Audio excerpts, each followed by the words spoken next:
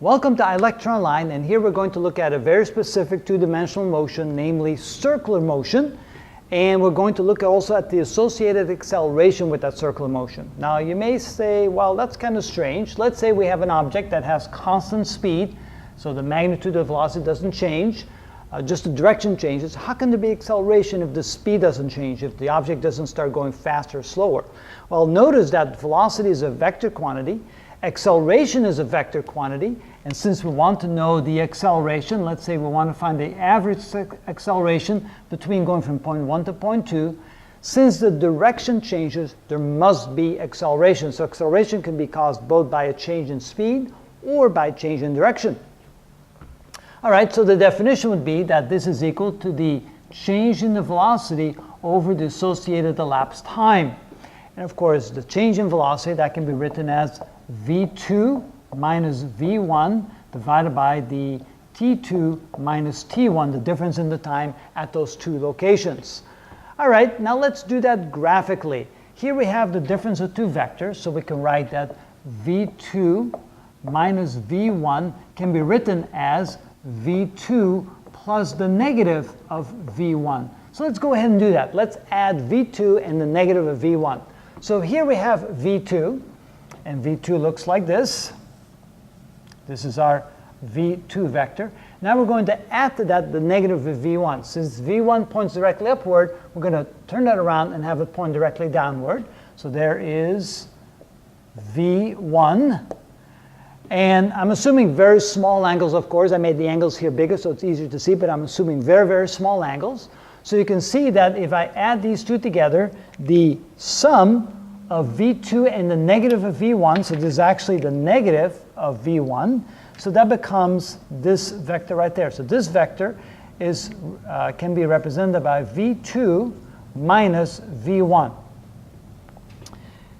Notice that vector points directly to the right from this location right here, so actually it points perpendicular from the path or the circular path right there. So this is here v2 minus v1.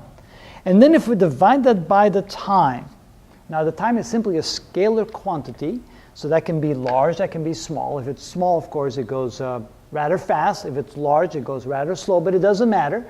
If the object goes really fast, then delta t will be very small. If I divide this by a very small number, I will get a very large vector, meaning I have a large acceleration. But if the object is moving very slow and the delta t will be very large, then of course I divide by a large number and then this vector will become very small. So this is the acceleration vector. It's not equal to this. The acceleration vector would be, let's say, equal to this. That would be acceleration vector because acceleration vector is pointing the same direction as this, v2 minus v1, but it's also divided by the difference in the time between those 2 points. So again, if this is small, the acceleration vector will be large. If this is large, acceleration vector will be small, but it will be in the very same direction as that. So this means that the acceleration is towards the center of the circle of motion, and therefore we call that centripetal acceleration. Centripetal means center seeking. So this is known as what we call the centripetal or center-seeking acceleration.